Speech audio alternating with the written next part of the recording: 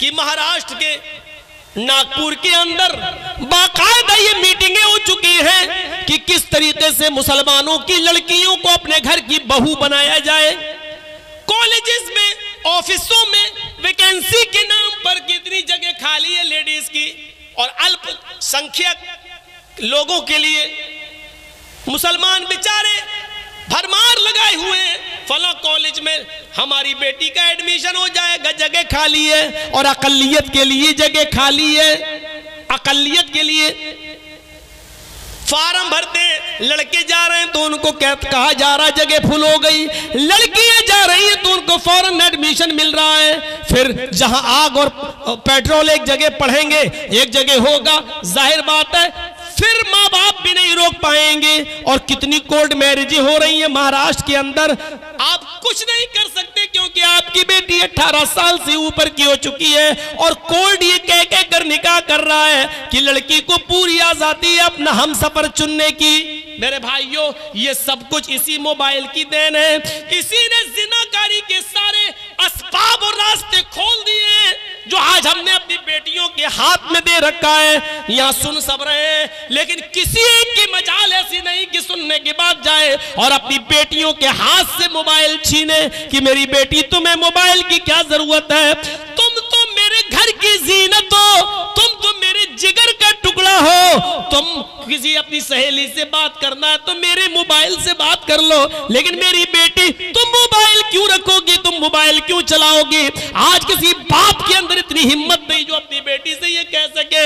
اللہ کے رسول نے بھوشیہ کی باتیں بتا دی اور یہاں تک بتا دیا نساؤن کاسیات عاریات ممیلات ومائلات. او لوگوں، ایک ایسا زمانہ آ جائے گا تم اپنی آنکھوں سے دیکھو گے عورتیں لڑکیوں کو کہ تم دیکھو گے کہ وہ کپڑے تو پہنے ہوئے ہوں گی، ان کے جسموں پر کپڑے تو ہوں گے عاریات، لیکن کپڑا پہننے کے باوجود بھی وہ ننگی ہوں گی، کپڑا پہننے کے باوجود بھی بوریاں ہوں گی، کپڑا پہننے کے باوجود ان کے جسم نمایاں ہوں گے.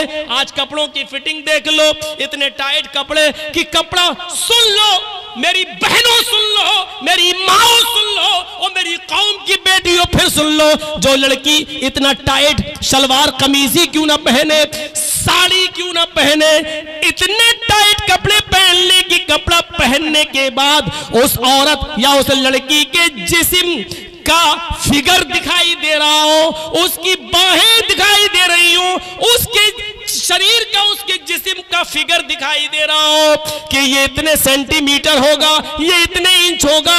یہ ساری چیزیں اگر نمایاں ہو رہی ہوں تو وہ جسم چاہے کتنا ڈھکا ہوا ہو یہ ننگے میں شمار ہے، یہ عوریاں میں شمار ہے، یہ برہنہ پن میں شمار ہے. اللہ کے نبی نے ایسی عورتوں کے لیے کہا ہے عاریات، کاسیات کپڑے تو پہنے ہوئے ہوں گی، عاریات لیکن ننگی کہلائی جائیں گی. دنیا فیشن پرست کہے، آج کی میڈیا فیشن کہے، تم اس کو یہ کہو کہ آج کل کا فیشن ہے، لیکن محمد رسول اللہ کی شریعت میں ان کو ننگا کہا جائے گا. وہ عاریات ہیں، وہ برہنہ ہیں، وہ ننگی ہیں. ممیلات و مائلات، لڑکوں سے باتیں کرتی ہوں، لڑکوں کی طرف مائل ہوتی ہوں اور لڑکے بھی اب ان کی طرف جھکتے ہوں، یعنی ہنس ہنس کر باتیں کرتی ہوں، گفتگو کرتی ہوں، اتنا میک اپ کر کے نکلتی ہوں کہ ان کو دیکھ کر لڑکے فریفتہ ہو جائیں اور یہ بھی ان کے اوپر مائل ہو جائیں. جب تم یہ دیکھ لو اپنے زمانے میں اور ایسا ماحول دیکھ لو تو ایسی عورتوں کو دیکھ کر سوچ لینا لا يدخلن الجنہ ولا یجدن ریحہا، ایسی عورتیں جنت کے اندر داخل نہ ہوں گی، جنت تو دور جنت کی خوشبو بھی نہیں ملے گی، جنت کی خوشبو سے بھی محروم ہو جائیں گی. ہمارے اور آپ کے اوپر ہے اپنی بیٹیوں کو کیسے پہنانا ہے، کیسے کپڑے پہنانا ہے، کیا پڑھانا ہے، کہاں جانا ہے. یہاں اچھی بات ہے، اللہ کا شکر ہے، سنا ہے لڑکیوں کا مدرسہ چل رہا ہے، تعلیم نسواں بہت ضروری ہے عورتوں کی. لیکن یاد رکھیے گا میرے بھائیوں، مدرسے کے لوگ مدرسے تک ذمہ دار ہیں. مدرسے کے بعد جب آپ کی بیٹی آپ کے گھر آئے گی تو آپ ذمہ دار ہیں. دیکھنا پڑے گا. آن لائن پڑھائی ماحول ہے دیجئے، لیکن آپ وہاں بیٹھیے، آپ کے پاس ٹائم نہیں ہے. آپ اپنی بیوی کو وہاں بٹھائیے کہ میری بچی کے پاس بیٹھے، بھائی کو بٹھائیے کہ وہ آپ کے پاس بیٹھے. 1 گھنٹہ 2 گھنٹہ کمرے میں بند ہو کر وہ پڑھ رہی ہے آن لائن، اور 2 گھنٹے کے بعد پھر پڑھائی ختم، پھر ہاں تھوڑا سا کام کر رہی ہوں. اب کیا کام کر رہی؟ میں یہ نہیں کہہ رہا ہوں بدگمانی کریے، لیکن یہ دروازے ہیں، دروازے چور، دروازے چور. سردیوں کے دن کا تو لڑکیاں دعا مانگتی ہیں، اللہ سر کیوں؟ اچھا موقع ہوتا ہے، لحاف اندر ڈال کے واٹس ایپ چلاتی ہوں. کون دیکھ رہا ہے؟ سردی ہے، ہماری بیٹی سو رہی ہے اور پتہ چلا کہ اندر موبائل چل رہا، واٹس ایپ چل رہا ہے، گفتگو چل رہی ہے. ان چیزوں نے دروازے کھولے. آپ کو معلوم ہے حضرت مریم کی کفالت کر رہے تھے حضرت زکریا، اور جب مریم کے پاس محراب کے اندر، مسجد کے اندر بے موسم پھل آ گئے. بے موسم پھل کا مطلب سمجھ رہے ہیں؟ سیب کا موسم نہیں سیب دیکھا، کیلے کا موسم نہیں کیلا دیکھا. کس نے؟ حضرت زکریا نے. سورہ مریم پڑھیے میرے بھائیوں. جیسے ہی حضرت زکریا نے مریم کے پاس بے موسم پھل دیکھے، یہ وہی مریم ہے جو اتنی پاک دامن ہے کہ جن کو ان کے کسی شوہر نے، کسی مرد نے نہیں چھوا. اللہ نے اسی مریم سے عیسیٰ کو پیدا کیا. یہ وہ مریم ہے جن کی پاک دامنی کا اعلان عرش والے نے، اللہ نے کیا ہے. یہ مریم ہے جن کی پاک دامنی کا اعلان اللہ نے کیا. لیکن ان کے پاس مسجد کے اندر جب بے موسم پھل دیکھے، زکریا نے، ان کی سرپرست نے جب بے موسم پھل دیکھے تو حضرت زکریا کو غصہ آیا. ان پھلوں کو دیکھ کر مریم کی طرف دیکھا. انا لک ھذا، اے مریم یہ کیا ہے؟ یہ پھل تیرے پاس کہاں سے آ گیا؟ تربوز کا موسم نہیں، تربوز دیکھ رہا ہوں. خربوزے کا موسم نہیں، خربوزہ دیکھ رہا ہوں. آم کا موسم نہیں، آم دیکھ رہا ہوں. یہ بے موسم پھل تیرے پاس کہاں سے آئے؟ نیک تھی، پاک دامن تھی، کسی مرد سے اس نے بات تک نہیں کی تھی، کوئی اس کا بوائے فرینڈ نہیں تھا. اس لیے دل کی آواز دل سے کہتی ہے، اے زکریا، اے میرے سرپرست، آپ نے مجھے پال پوس کر بڑا کیا ہے، میں آپ کو دھوکہ کیسے دے سکتی ہوں؟ یہ کسی لڑکے نے نہیں دیا ہے. یقین کیجئے آپ کی دی ہوئی تعلیم کا اثر میرے اوپر چڑھا رہے گا. یہ کسی بوائے فرینڈ نے نہیں دیا ہے. قالت هو من عند اللہ، چیخ کر کہتی ہے مریم، اے میرے سرپرست، یہ اللہ کی طرف سے آئے ہیں. یہ بے موسم پھل کوئی فرشتہ لایا ہے، کسی لڑکے کا اس میں کوئی ہاتھ نہیں. جب مریم کی کلاس لی جا سکتی ہے، جب اللہ کی اس نیک بندی کی کلاس لی جا سکتی ہے، اور اس کا سرپرست بے موسم پھل کے بارے میں مریم سے پوچھ سکتا ہے، تو آپ کو اپنی بیٹیوں پر کیسے بھروسہ ہو گیا ہے؟ کیسے سوال نہیں کرتے؟ یہ موبائل تیرے پاس کہاں سے آیا ہے؟ تو گھر سے گئی تھی، تیرے ہاتھ میں رومال نہیں تھا، اب یہ رومال تیرے پاس کہاں سے آیا ہے؟ تو گھر سے ایک کتاب لے کے نکلی تھی، اب یہ 3 کتابیں اور کاپی لے کر آئی، یہ کہاں سے آئی ہے؟ تیرے موبائل میں بیلنس نہیں تھا، آج 200 روپے کا بیلنس یہ تیرے موبائل میں کہاں سے آ گیا ہے؟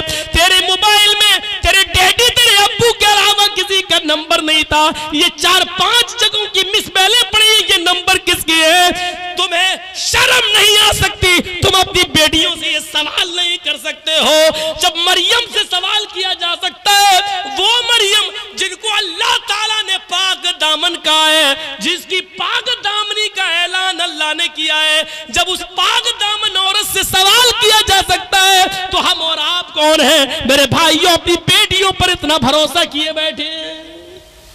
کرنا پڑے گا حساب، لینا پڑے گا ہمیں اپنی بیٹیوں کا حساب. اور نہیں لیتے ہو تو تیار رہو، پلاننگیں ہو چکی ہیں، ہماری بچیاں دوسروں کی بہویں بنیں گی اور غیر مسلم بچے پیدا کریں گی.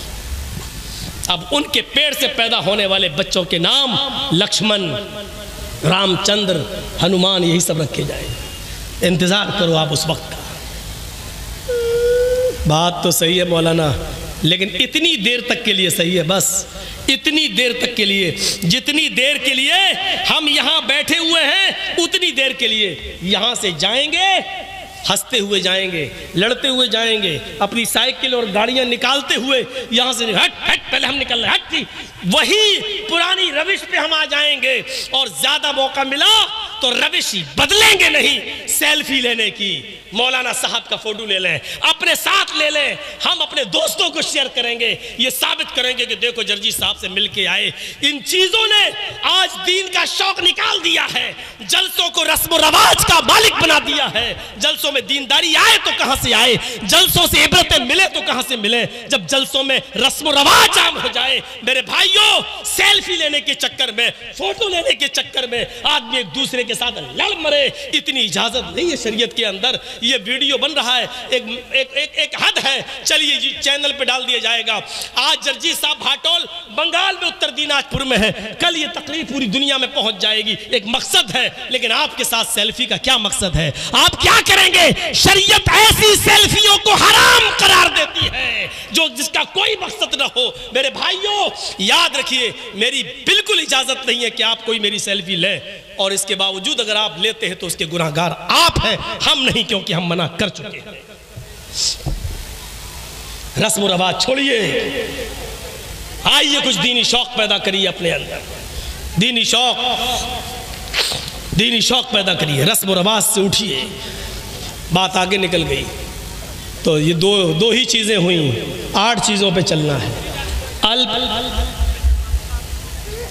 یہ جو بیٹھے ان کی بات صحیح ہے بھائی، آپ لوگ تھوڑا سا بیٹھ جائیے یا ادھر ہو جائیے، ان کو دیکھنے دیجئے، وہ بھی تو بیچارے اتنی دور سے آئے ہیں۔ بیٹھ جائیے آپ لوگ، بس بیٹھیے، ٹھیک ہے۔ تو میرے بھائیوں، اس کے اندر 8 خوبیاں پائی جائیں گی۔ کون کون سی؟ کم بولے گا، دوسری مستقبل کی، فیوچر کی باتیں بتائے گا، تیسری چیز گیانی ہوگا، گیانی۔ اللہ کے رسول صلی اللہ علیہ وسلم کو تو ان پڑھ کہا جاتا ہے، امی، اور مہابھارت کہہ رہی وہ گیانی ہوں گے۔ اس میں کوئی شک نہیں کہ اللہ کے رسول صلی اللہ علیہ وسلم ان پڑھ تھے اس معنی میں کہ آپ کو دنیا میں کسی نے پڑھایا نہیں تھا، آپ کا کوئی استاذ نہیں تھا۔ جب آپ کو یہ کہا جائے کہ امی تھے تو اس کا 2 معنی ہے، ایک معنی تو یہ تھا، اس کا ایک معنی یہ ہے آپ امی تھے نہیں ان پڑھ، اس کا معنی یہ ہوگا کہ آپ کو دنیا میں کسی نے پڑھایا نہیں۔ لیکن ان پڑھ کا مطلب یہ نہیں ہے، نعوذ باللہ، ان پڑھ کی 2 قسمیں ہوتی ہیں۔ ایک تو یہ ہوتا ہے کہ وہ ان پڑھ ہے بیچارہ، جانتا پڑھا نہیں ہے، اس کو اس کے ماں باپ نے پڑھایا نہیں، لیکن وہ جاہل نہیں ہے، وہ بڑی عقل مندی کی باتیں کرتا ہے، شعور کی باتیں کرتا ہے، اچھا بزنس بھی چلا رہا ہے اور بیٹھتا بھی ہے، قاعدے سے بات بھی کرتا ہے۔ تو لوگ کیا کہتے ہیں؟ پڑھا لکھا ضرور نہیں ہے لیکن قاعدے کا ہے، تمیز کا ہے۔ اور ایک ان پڑھ وہ ہوتا ہے جس کو اس کے ماں باپ نے پڑھایا نہیں اور ساتھ میں اس کو ماحول بھی غلط ملا، کھڑے ہو کے پیشاب کرتا ہوا جا رہا نالی میں۔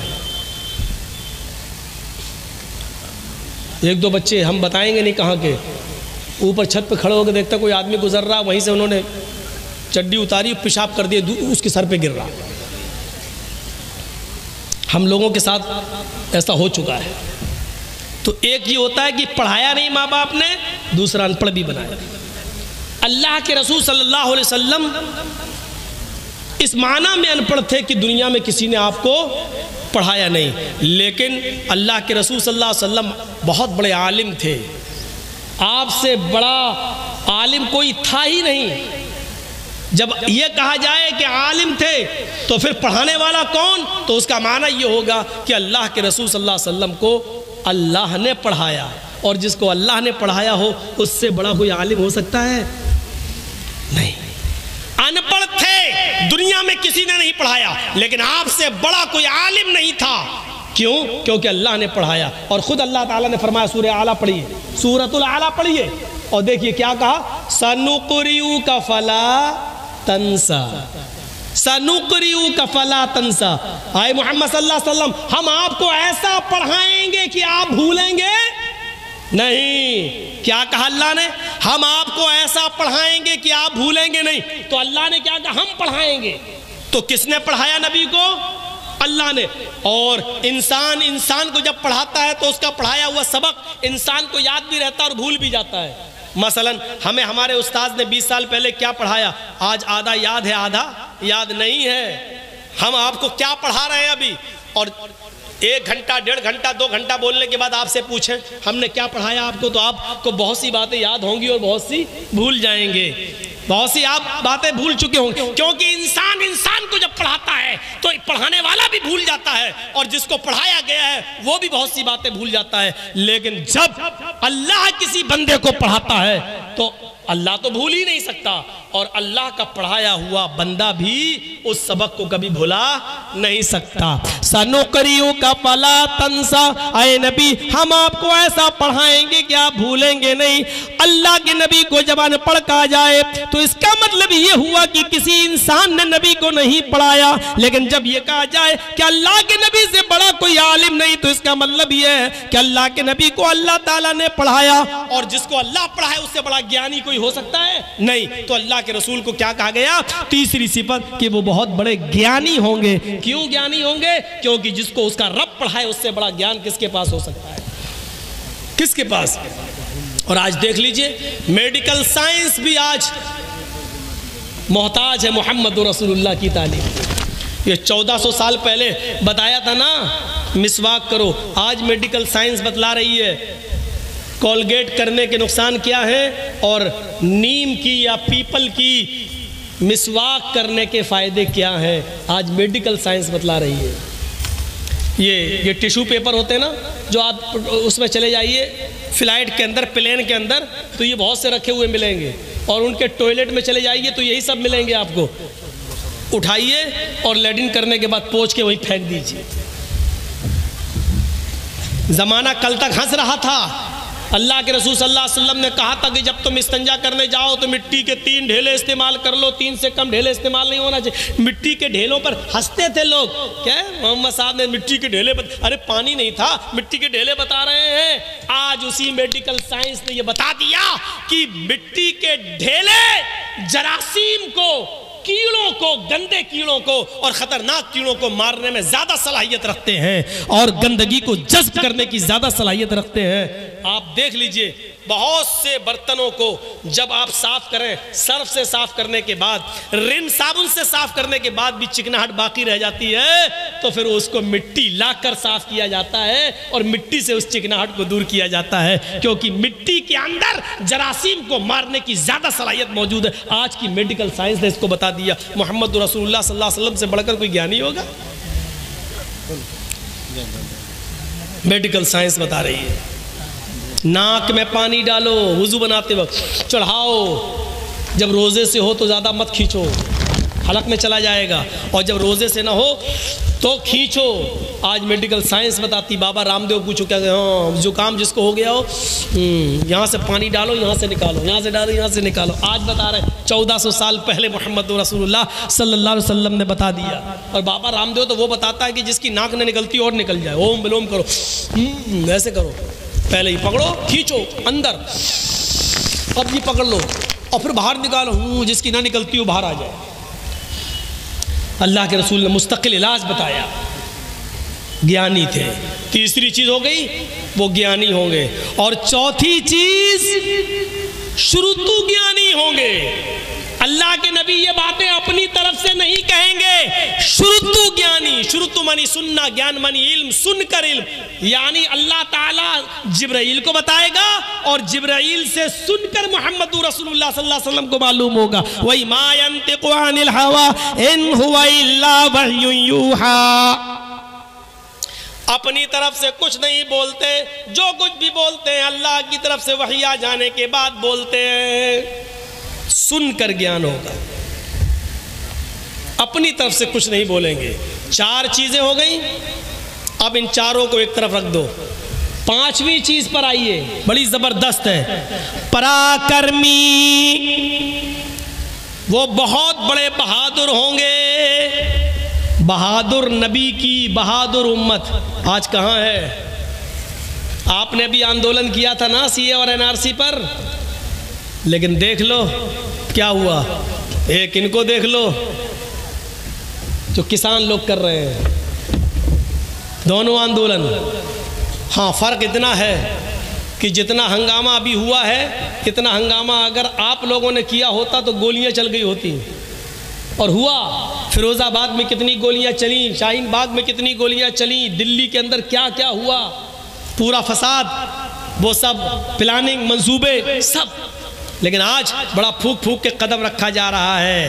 ایسا نہ ہو یہ حالات، امتیاز تو بڑھتا جاتا ہے آپ کے ساتھ، ہمارے ساتھ امتیاز بڑھتا جاتا ہے، کیونکہ ہم لوگ میم مسلمان سے جڑے ہوئے ہیں، اس لیے ہمارے ساتھ یہ سلوک تو ہونا ہی ہے اور ہوتا ہے۔ لیکن دیکھیے میرے بھائیوں اور غور کرو، بہادر نبی کون ہوں گے؟ بہادر اللہ کے نبی صلی اللہ علیہ وسلم اتنے بہادر کہ جب اکیلے تھے اور لوگ ابو طالب کے پاس آئے، کہنے لگے اے ابو طالب پانی حد سے آگے چڑھ گیا ہے، آپ کا بھتیجا ہمارے معبودوں کو بہت برا بھلا کہتا ہے، اب آپ اپنے بھتیجے کو میرے حوالے کیجئے، ہم اس کو ماریں گے، ہم اس کو قتل کریں گے۔ آپ کی بات سمجھ میں نہیں آ رہی اس کی، ہم لوگ سمجھا رہے ہیں پھر بھی نہیں مان رہا ہے محمد، کہو صلی اللہ علیہ وسلم، آپ کی بھی بات نہیں مان رہا، ہماری بھی بات نہیں مان رہا ہے، اب جہاں ملے گا ہم اس کو ماریں گے، نہیں تو ایک موقع اور دے رہا ہوں اس کو سمجھا لو۔ ابو طالب نے اپنے بھتیجے محمد ابن عبداللہ کو بلایا اور کہا کہ بیٹے تمہارے باپ نہیں ہے، میں نے تمہیں بیٹے کی طرح پالا ہے، اپنے چچا پر اتنا بوجھ نہ ڈالو کہ وہ اٹھا نہ سکے۔ آئے میرے بھتیجے، تیری پیشانی سے، تیرے سر سے اگر خون کا ایک قطرہ گرے گا تو تیرا چچا ابو طالب اس دنیا سے رخصت ہو جائے گا۔ آئے میرے بھتیجے، آج یہ کافر لوگ پھر آئے تھے اور مجھ سے کہہ رہے تھے کہ آخری مرتبہ سمجھا لو، اور اگر نہیں مانتا ہے تو آپ ہٹ جاؤ، جہاں ملے گا ہم اس کو ماریں گے۔ اے میرے بھتیجے مان جاؤ، میرے اوپر اتنا بوجھ نہ ڈالو کہ میں اس کو برداشت نہ کر سکوں، چھوڑ دو ان کو ان کے حال پر۔ آپ کے ساتھ اس وقت کوئی نہیں تھا ابو بکر کے علاوہ اور آپ کی بیوی خدیجہ کے علاوہ۔ ذرا تصور کیجئے کہ اس وقت ابو طالب نے کیا یہ جملہ جب کہا تو اللہ کے نبی کی زبان سے جو جملہ نکلا اس کو سنو، جو آپ کی بہادری پر دلالت کرتا ہے۔ آئے چچا جان، آج کے بعد میں آپ کے اوپر بوجھ نہیں بنوں گا، آپ اپنے آپ کو مجھ سے الگ کرنا چاہتے ہیں تو کر لیجئے، لیکن آپ یہ چاہتے ہیں کہ میں اس دعوت کو دینا چھوڑ دوں جو اللہ نے میرے اوپر فرض کی ہے، جس کو پہنچانا مجھ پر میری ذمہ داری ہے۔ رہی ان کی بات، یہ کہتے ہیں کہ جہاں ملے گا تو ماریں گے، تو سنیے میرے چچا جان، اس ذات کی قسم جس کے قبضے میں میری جان ہے، یہ کافرین مکہ 9 کروڑ 30 لاکھ میل کی بلندی پر جائیں اور سورج کو توڑ کر لائیں اور میرے دائیں ہاتھ پر لا کر رکھ دیں، اور 2,40,000 میل کی اونچائی پر جائیں اور چاند کو توڑ کر لائیں اور میرے بائیں ہاتھ پر لا کر رکھ دیں، قسم اس ذات کی جس کے قبضے میں میری جان ہے، یہ کافروں کے لیے سورج کا اکھاڑ لانا اور چاند کا توڑ لانا آسان ہے، یہ ایسا کر سکتے ہیں، لیکن میرے لیے یہ آسان نہیں ہے کہ میں دین کی دعوت چھوڑ دوں، میں اس کے باوجود دعوت دیتا رہوں گا، آگے آپ کی مرضی، آپ میری مدد کریں یا نہ کریں، اللہ ہمارا حامی و ناصر ہے۔ یہ کہہ کر اللہ کے نبی صلی اللہ علیہ وسلم رو دیے اور آپ کی آنکھوں میں آنسو آ گئے۔ جب ابو طالب نے یہ جملے سنے، اپنے بھتیجے کی ہمت سنی اور یہ جملے سنے اور اپنے بھتیجے محمد رسول اللہ کی آنکھوں میں آنسو دیکھے تو فوراً سینے سے لگایا اور فرمایا کہ میرے بیٹے، وہ بیٹا ہی کہتے تھے، اے میرے بیٹے جاؤ، تم اللہ کے دین کی طرف بلاتے ہو، توحید کی دعوت دیتے ہو، دیتے رہو، جب تک تمہارا چچا ابو طالب زندہ ہے دیکھتا ہوں کس کی ماں نے کس کو کتنا دودھ پلایا ہے، جو تیری طرف نظر اٹھا کر بھی دیکھ سکے، میں حتی الوسعت استطاعت کے مطابق تیری مدد کرتا رہوں گا۔ اے میرے بھتیجے جا، میں تیری آنکھ میں آنسو نہیں دیکھ سکتا، اے میرے بیٹے تم جاؤ اور دعوت توحید دو۔ آپ کے یہ جملے کہ یہ سورج لے آئیں، چاند توڑ لائیں، دائیں بائیں ہاتھ پر رکھ دیں، پھر بھی میں نہیں مانوں گا، آپ کی بہادری کی طرف اشارہ کرتا ہے۔ یہ بہادری تھی، پراکرمی، وہ بڑا بہادر ہوگا۔ ایک مرتبہ اللہ کے نبی بازار کا سفر کر رہے ہیں راستے میں ایک مقابلہ ہو رہا ہے کشتی کا، دنگل. ہم لوگوں کے یہاں پر بھی ہوتے ہیں نا دنگل، کشتی لڑی جاتی ہے، دنگل ہو رہا ہے. دنگل کا بڑا شوق تھا اس زمانے میں، دیکھنے لگے دنگل. اس میں ایک پہلوان تھا جس کا نام تھا رکانہ، اس کو کوئی نہیں ہرا پاتا تھا. جیسے آج کل بھی بہت بڑے بڑے وہ پیدا ہو گئے نا، وہ خلی ولی کا تو ہم نہیں جانتے، ان سے بھی بڑے بڑے پڑے ہوئے ہیں، گھوسے اسے مکے اکے مارتے. تو اس زمانے میں ایک بہت بڑا پہلوان تھا جس کا نام تھا رکانہ، وہ ہارتا ہی نہیں تھا کبھی. تو اس کا مقابلہ چل رہا تھا اور وہ سب کو اٹھا اٹھا کے پٹکتا جا رہا تھا. اللہ کے نبی ایسی دیکھنے کے لیے کھڑے ہو گئے. اس نے جو دیکھا محمد ابن عبداللہ تو اس نے چیلنج کر دیا. اس نے ایسی کہا ہے محمد ادھر آؤ، آؤ تم بھی آ جاؤ، تمہیں بڑا بھروسہ ہے نا تمہارے اللہ پر، تو آؤ نا لڑ لو. آپ نے کہا رکانہ میں لڑنے نہیں آیا، میں دیکھنے آیا ہوں کہ یہ دنگل کیا ہے. اس نے مسکراتے ہوئے سب لوگوں کے سامنے چیخ کر کہا آئے محمد اگر تم مجھے اٹھا کر پٹک دو، اگر تم مجھے ہرا دو تو میں اسلام قبول کر لوں گا. جب کہا کہ آ جاؤ لڑ لو تو آپ نے کہا نہیں میں لڑنے نہیں آیا. جب یہ کہا کہ اگر تم مجھے شکست دے دو گے، مجھے ہرا دو گے تو میں اسلام قبول کر لوں گا، تو آپ چلے گئے. اسلام کا معاملہ آیا تو آپ چلے گئے. چلو تیرے جیسے پہلوان کی ضرورت بھی ہے دین کو. آپ آگے بڑھ گئے. یہ کتنی بڑی بہادری تھی. اور کوئی مولانا جرجیز کے سامنے کھڑے ہو کے کہہ دے کہ تم خلی کے مقابلے میں آ جاؤ تو میں تو جاؤں گا ہی نہیں. کوئی ہے، کوئی مقابلہ ہے.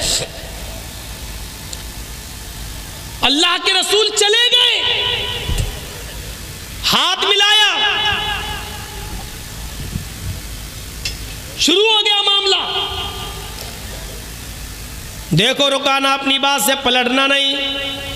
ارے زبان ہوتی ہے مرد کی، دے دی دے دی. وہ سوچ رہا تھا کہ یہ تو تبلا پتلا آدمی ایک جھٹکے میں گرا دوں گا.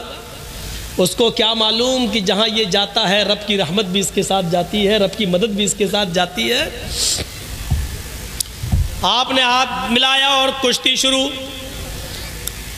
آپ نے دعا پڑھی بسم اللہ توکلت علی اللہ ربی و ربک اللہ.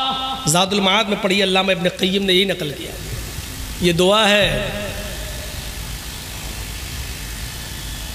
شروع کرتا ہوں اللہ کے نام سے اور اسی پر مجھے بھروسہ ہے. ربی و ربک اللہ، جو میرا اور تیرا دونوں کا رب ہے. یہ کہہ کر آپ نے کشتی شروع کر دی اور آنن فانن میں یک بیگ آپ نے اس کو ایسا پچھاڑا کہ وہ چاروں خانے چت پڑا ہے. دنگ رہ گئے لوگ ہیں، پتلا دبلا انسان اتنے بڑے پہلوان کو. رکانہ اڑتا اور کہتا ہے میرے ساتھ چیٹنگ ہو گئی ہے. محمد نے ایسے موقع پر مجھے داؤں مارا جب میرا پیر پھسل گیا تھا.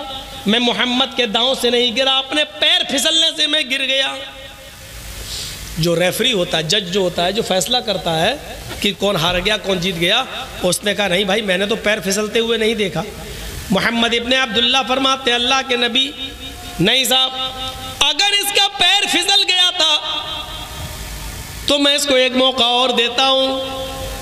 آئے رکانہ، اگر تیرا پیر پھسل گیا اور میرے داؤں سے تو شکست نہیں کھایا تو دوبارہ تو لڑ لے.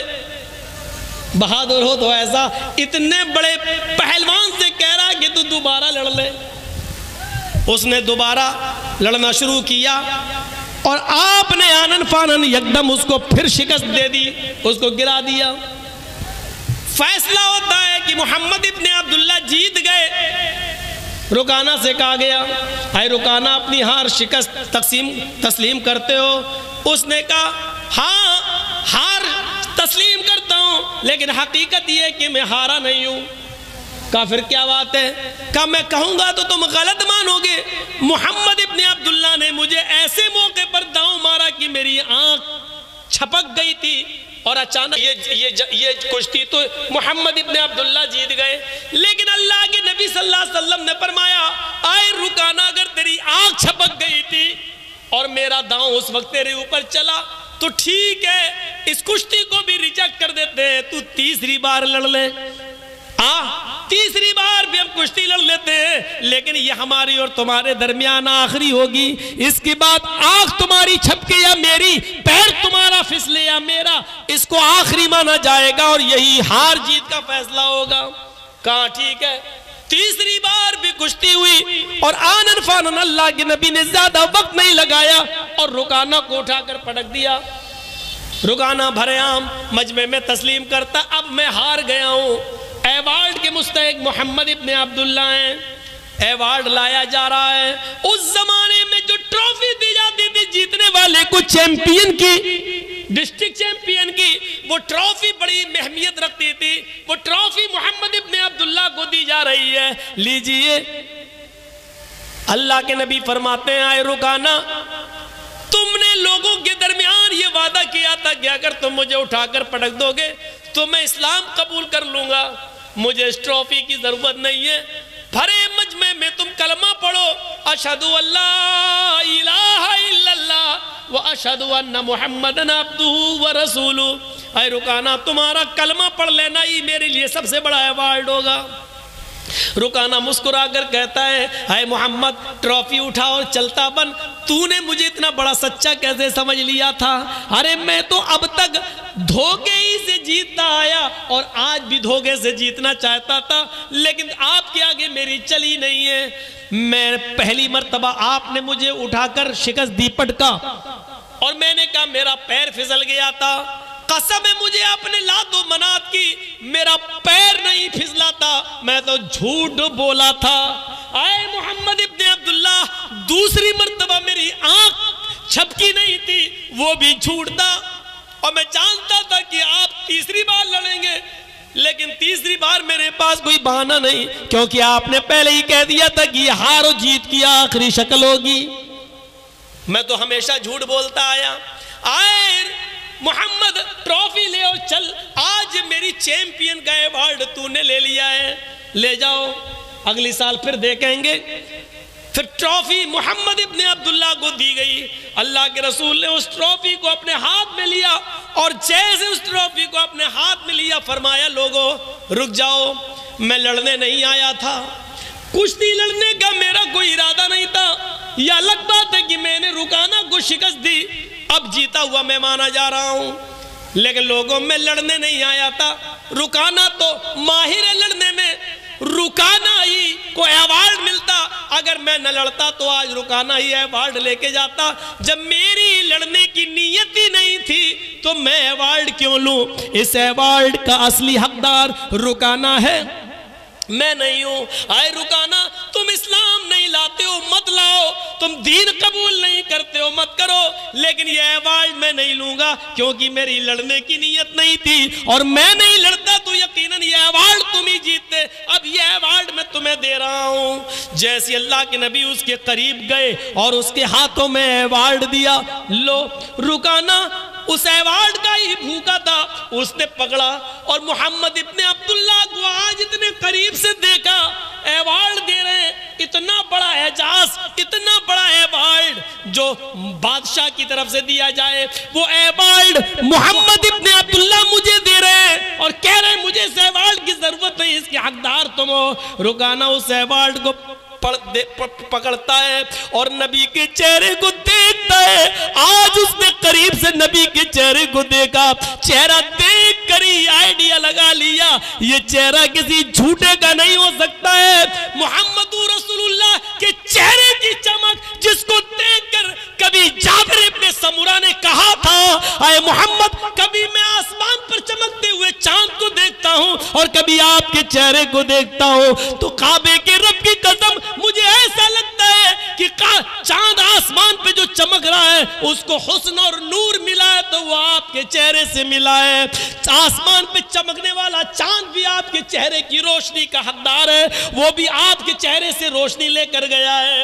اس چہرے کو دیکھ کر کبھی حسان ابن ثابت نے کہا تھا، وَأَحْسَنَ مِنْكَ لَمْ تَرَقَتُّ عَيْنِي وَأَجْمَلَ مِنْكَ لَمْ تَلِدِ النِّسَاءُ۔ آج محمد ابن عبداللہ آپ آپ کو دیکھتا ہوں تو ایسا لگتا ہے کہ وَأَحْسَنَ مِنْكَ لَمْ تَرَ قَطُّ عَيْنِي، میری آنکھوں نے آپ سے پہلے اتنا حسین چہرہ دیکھا ہی نہیں، وَأَجْمَلَ مِنْكَ لَمْ تَلِدِ النِّسَاءُ، اور دنیا کی کسی عورت نے آپ سے خوبصورت بچہ پیدا کیا ہی نہیں ہے، آپ حسین ہیں، جمیل ہیں، اس چہرے کو بار بار دیکھتا ہے رکانا، ایوارڈ پکڑتا ہے اور تھوڑی دیر کے بعد ایوارڈ اٹھا کر زمین پر پٹک دیتا ہے اور کہتا ہے محمد مجھے اس ایوارڈ کی نہیں، اسی ایوارڈ کی ضرورت ہے جو آپ دنیا کو دیتے ہیں۔ وَأَشْهَدُ أَن لَا إِلَٰهَ إِلَّا اللَّهُ وَأَشْهَدُ أَنَّ مُحَمَّدًا عَبْدُهُ وَرَسُولُهُ، یہ کلمہ پڑھتا ہے رکانا اور اسلام قبول کر لیتا ہے۔ معاف کیجئے گا